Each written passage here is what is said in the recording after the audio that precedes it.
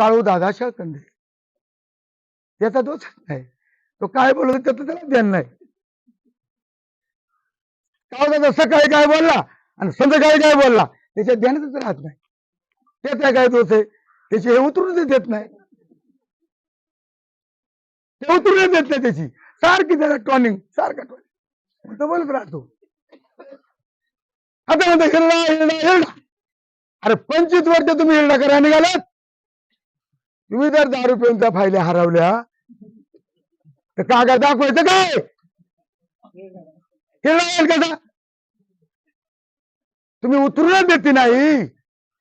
सारखी दा बरं पेते तर पेतात, पान टाकून नाही पेते, असेच पेतात. मग ती उतरतच नाही. मग कोण फायदे हरीत आहे, कोण बॅग हरीत आहे.